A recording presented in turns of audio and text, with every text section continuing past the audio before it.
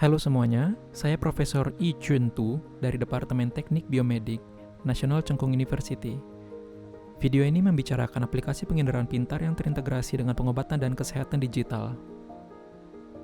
Sebelum kita mulai, kami akan mengenalkan lebih dulu apa itu kesehatan digital dan pengobatan digital. Pada Januari 2021, WHO mengumumkan aplikasi pemandu kesehatan digital yang menjelaskan bahwa kesehatan digital dapat diintegrasikan dengan teknologi komunikasi, ilmu komputer, dan aplikasi database. Tujuannya adalah untuk menyediakan sistem pengambil keputusan untuk pekerja kesehatan atau pengobatan klinis. WHO mengumumkan panduan SMART untuk pengobatan digital di Februari di tahun yang sama dan membagi pengobatan digital menjadi 5 tahap.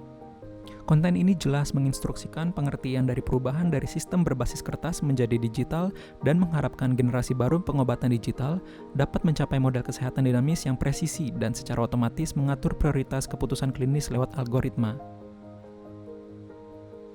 Dari di atas, kita dapat menyadari bahwa seiring dengan progres teknologi kesehatan dapat meningkatkan dan memfasilitasi perkembangan pengobatan digital. Dikarenakan dampak dari pandemi COVID-19, semuanya didedikasikan untuk Internet of Things, kesehatan, dan pengobatan jarak jauh. Termasuk mempromosikan seluruh kesehatan masyarakat dan mengatur pandemi dan lain-lain. Seperti yang kita dapat lihat baik dengan kesehatan digital maupun pengobatan digital, sensor cerdas memainkan peranan penting. Di bawah tren kesehatan digital dan pengobatan digital, Taiwan memperoleh pengakuan untuk pelayanan kesehatannya yang berkualitas tinggi dan asuransi kesehatan nasional. Itu termasuk level kesehatan internasional dengan biaya terjangkau dan institusi pelayanan kesehatan yang menyediakan teknologi terbaru dan perlengkapan untuk pasien. Di samping melengkapi sistem kesehatan, kualitas level tinggi dari masyarakat juga menjadi alasan penting.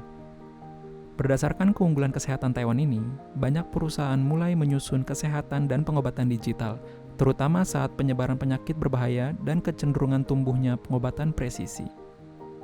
Di masa depan, pasar kesehatan akan berfokus pada 5 dimensi: kecerdasan, individualisasi, otomasi, normalisasi, dan sistemisasi. Lebih lanjut, Taiwan memiliki penginderaan cerdas dalam bidang ICT. Ini membuat Taiwan memiliki daya saing industri yang kompetitif dan mendorong progres integrasi dalam tren kesehatan digital dan pengobatan digital. Berikut adalah beberapa contoh dari kombinasi lintas domain di industri di Taiwan antara ICT dan pengobatan digital. Seperti perusahaan kuanta komputer yang meluncurkan alat kesehatan cerdas QOCA dan produk teknik komputasi berbasis rangkaian cloud. Rangkaian ini menyediakan perangkat cerdas seperti peralatan rumah, ruangan, dan juga sistem klinis di cloud untuk institusi kesehatan. Ini menunjukkan bahwa perusahaan kuanta komputer telah memulai produksi produk yang berkaitan dengan pengobatan digital. Tidak hanya perusahaan Quanta Computer, namun perusahaan Compal Electronics juga meluncurkan perangkat cerdas untuk perawatan bayi Pixie AI. Produk ini menggunakan teknologi penginderaan cerdas dengan kamera dan mikrofon untuk mengenali fase tangisan yang berbeda untuk menganalisa kebiasaannya. Ini menyediakan data sebagai dasar analisa perilaku bayi untuk orang tuanya. Selain itu, perangkat ini dapat merekam pertumbuhan bayi lewat gambar yang mana dapat dikumpulkan secara lengkap. Asus juga memiliki keunggulannya tersendiri di bidang pelayanan kecerdasan buatan di cloud dengan meluncurkan platform cerdas yang akurat AICS. Platform ini mengandalkan visi komputer, analisa data, pengenalan suara, dan pemrosesan bahasa alami dalam pengobatan terukur untuk membantu staf kesehatan dalam meningkatkan kualitas secara efektif dan akurat. Selain itu, dapat digunakan untuk penelitian kesehatan yang lebih lanjut dan sistem keputusan terbantukan. Terkini, Acer meluncurkan software pengobatan jarak jauh, Acer Telemed. Mereka menggunakan keuntungan dari teknologi komunikasi mereka untuk menyediakan telemedis. Kami percaya bahwa sistem ini memiliki potensi besar di tengah era pasca pandemi. Dari pandangan di atas, perusahaan-perusahaan Taiwan terus bekerja keras untuk kesehatan digital dan pengobatan digital untuk perawatan di rumah maupun untuk manajemen rumah sakit. Lewat pengantar tadi, kita dapat mengerti lebih jelas bahwa kita tidak membutuhkan teknologi penginderaan baru untuk kesehatan digital dan pengobatan digital. Apa yang kita butuhkan adalah konsep baru dan integrasi baru dari teknologi penginderaan yang mengacu pada kebutuhan terkini. Hal ini adalah keahlian yang penting di masa depan dan memiliki talenta-talenta yang dibutuhkan dan yang akan direkrut industri di Taiwan. Jadi, bagaimana kita mendapat kebutuhan baru untuk kesehatan digital dan pengobatan digital, khususnya isu yang berhubungan dengan era pasca pandemi? Menurut opini kami, selain memahami kebutuhan klinis, kita juga harus menguasai kemampuan untuk mengintegrasi sistem dan mengolah fundamental praktis. Ahli teknik biomedik yang dapat membuat prototipe menjadi produk kesehatan menjadi target yang kami ingin latih dalam pengajaran ini. Contoh-contoh berikut adalah pengembangan konsep alat bantu cerdas untuk pendengaran. Pertama, kita menyadari adanya kebutuhan untuk alat bantu pendengaran. Mereka dapat meningkatkan kemampuan mendengar lewat alat bantu pendengaran dan koklea buatan. Namun, ada tantangan untuk alat bantu dengar di bawah banyak suara. Yang membuat kondisi lebih sulit adalah pemakaian masker di saat pandemi yang akan membuat penggunanya merasa lebih sulit untuk berkomunikasi dengan orang lain.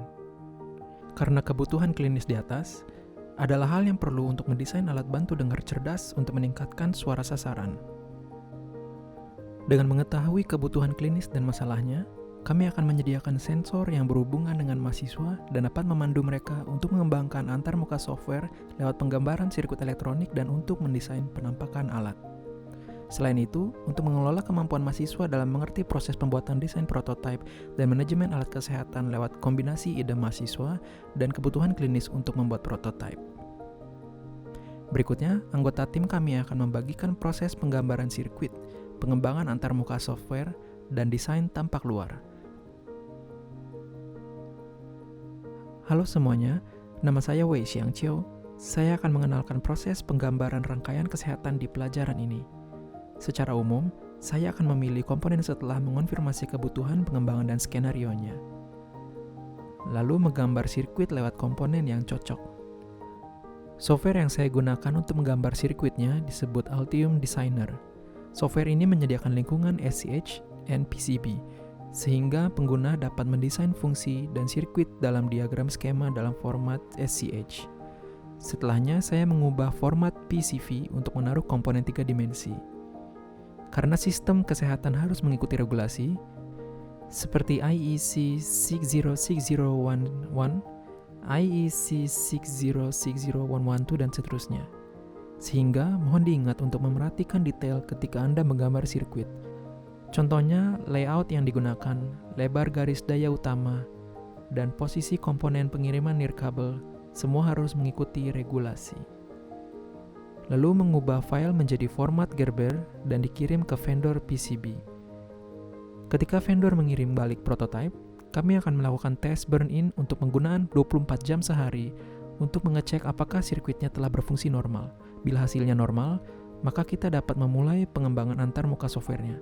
Kita ambil alat bantu dengar ini sebagai contoh. Kita akan menyediakan modul susunan mikrofon dan memandu siswa untuk menggambar dan merealisasikan fungsi dari penangkap suara dari sudut tertentu.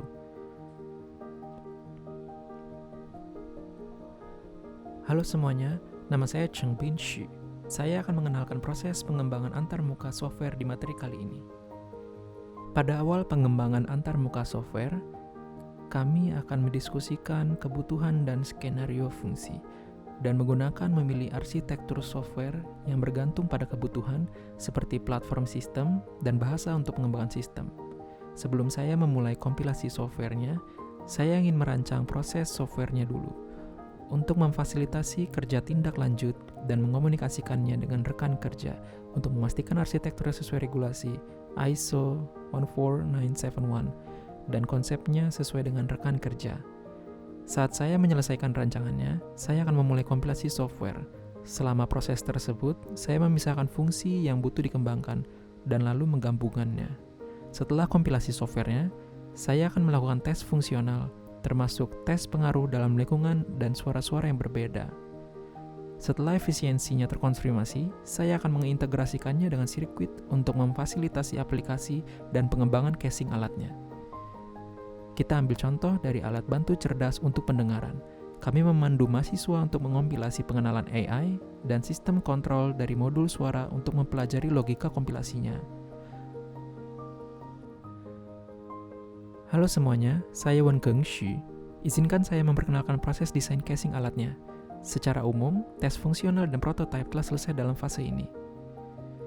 Saya akan berkomunikasi dengan teknisi software, teknisi hardware, dan tenaga kesehatan untuk skenarionya. Selain penyusunan ulang desain software dan hardware-nya, Hal terpenting adalah lewat skenario perancangan arsitektur prototipe. Ia mengikuti ketersediaan IEC 60601-1-6. Pada mulanya, saya menggunakan software desain 3D untuk membangun dan menyusutkan prototipe casingnya, lalu berkomunikasi dengan anggota tim terkait optimasi desainnya. Saat semuanya sudah siap, saya akan mengirim file STL ke printer 3D dan mencetaknya. Di akhir desain casingnya, saya harus menggabungkan setiap bagian dan menguji fungsinya, lalu mengerjakan pewarnaan generasi pertama prototipe.